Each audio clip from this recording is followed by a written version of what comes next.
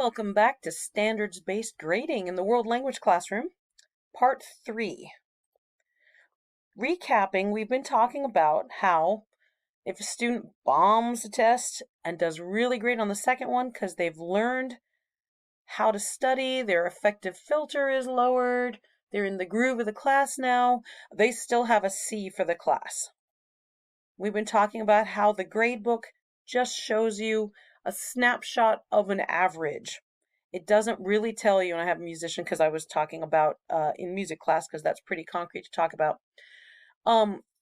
It doesn't really tell you how close the student has come to meeting the goal. It doesn't tell you how studious the student is at this point in time. It just gives you an average. I'm Madame Sensei. I teach Spanish, French, Japanese, English language arts, Wanic summer health to high schoolers out here in the beautiful Pacific Northwest.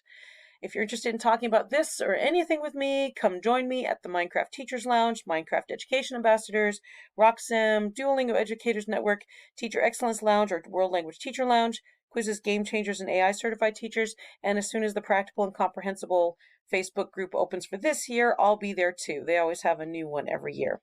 Or you can reach me at studio-nemo.com, or of course comment here because I love to talk to people. Okay, so as I was putting this together, I was reminded of when Al Franken was grilling Betsy DeVos on this very subject. And Al Franken said, we think of the NCLB tests, and that's the No Child Left Behind tests, as autopsies. Teachers can't use the results to inform their instruction.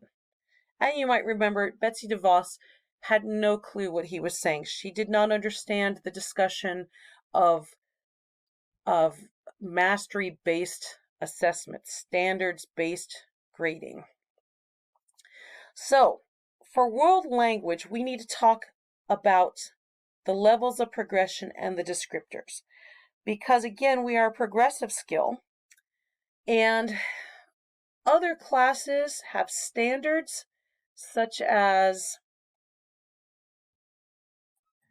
for example, my health students have to analyze the influence of family, peers, culture, media, technology, and other factors on health behaviors.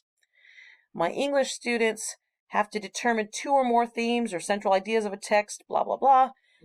Those are solid standards. This one created by the state. I believe this is a national Common Core standard. For world language, in Washington State, we don't have actual standards yet. I am on the committee, the state committee, to help determine those standards, and I love that work. It's really cool, but we don't have actual standards yet, and most states in the United States do not have actual standards yet. What we do is we turn to the ACTFL, yes, I can speak English, ACTFL descriptors. These are not standards. They are not standards. There is no standard in the world that says, at novice low, a student should be able to say the pencil is yellow. That does not exist. That's not what novice low means. And so these are just descriptors of what can you do with the language when you are at this level.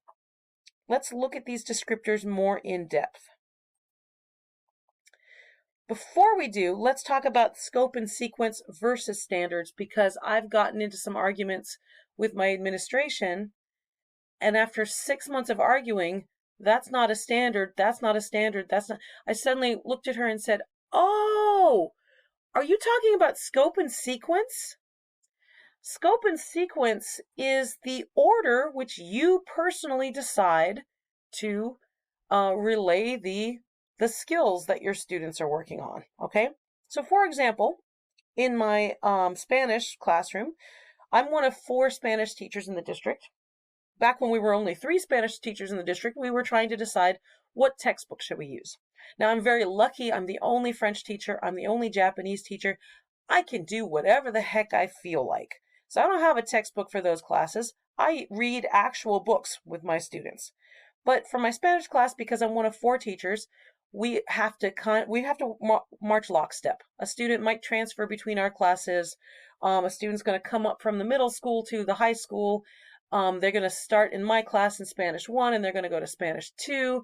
They have to all kind of be on the same page. All right. So we decided to sit down and compare textbooks. Okay. So here was Auténtico and here was Que Chévere. Those were our final two that we were comparing. And we were looking at the scope and sequence and saying, at what point is, or what point are adjectives introduced? Okay. And, even though this is capítulo 1B and this is capítulo 2B, really it's the same point in the textbook because Auténtico has this para empezar section and Que Chévere does not, but it was basically the same number of chapters before that was introduced. Here, colors. Que Chévere introduces colors in chapter 2B. In Auténtico, they don't introduce colors until what for us would be second year, which seemed kind of strange.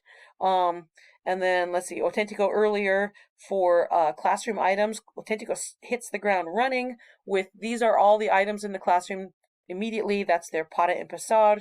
And Que Chévere waits 2 chapters in to introduce classroom items, anything you'd need in the classroom. Okay. Duolingo has a scope and sequence entirely different. They've got it laid out like a game path. And here's Talk About School. It's section 1, unit 7. And you go through and you learn that. And then you go on to the next unit. That is scope and sequence. Okay, that is not the same thing as a standard. Because again, there is nothing that says at this point in time, a student has to know the word, the chair is red. Okay, that's not a standard. That's just when did you decide to teach that particular thing? So the ACTFL has these levels of progression, which are descriptions of what can you do with the language when you're at this level.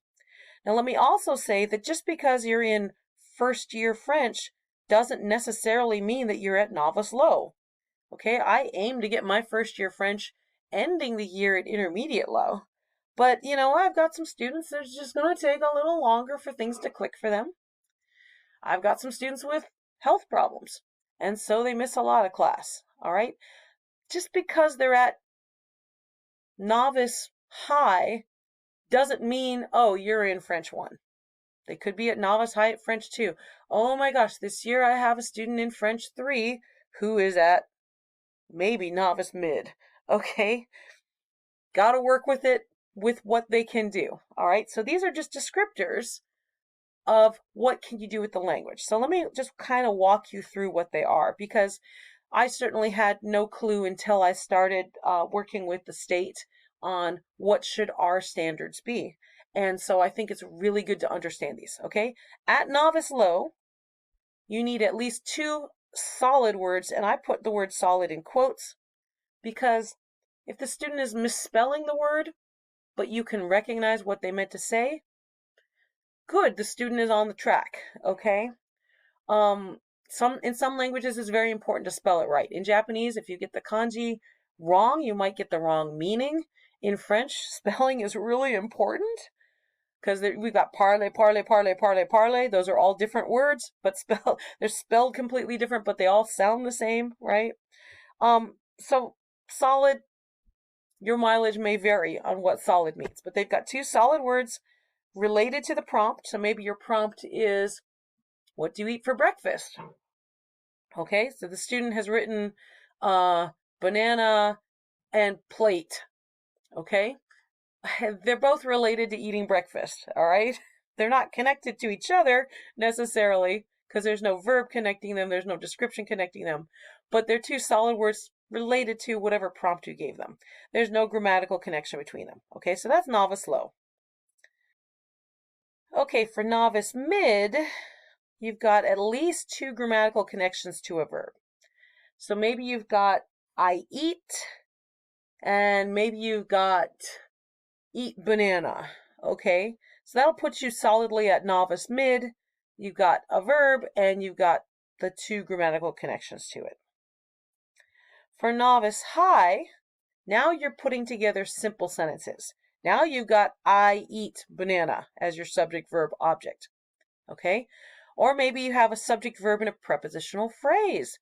I eat banana for breakfast. Maybe you've got a subject, verb, and an adverb. I eat slowly. That puts you at novice high. There's still very choppy sentences. The sentences aren't connected to each other necessarily, but you've got the two connections to one verb. Okay? Intermediate, now you've got your choppy simple sentences, but you've got two verbs. I cook oatmeal. I add banana. Okay?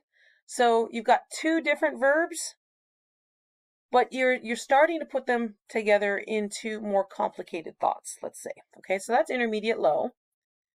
Intermediate mid, now you've got your dependent clauses, your transition words, okay? So like, sometimes I eat bananas. Sometimes I eat apples. You got your two verb combinations.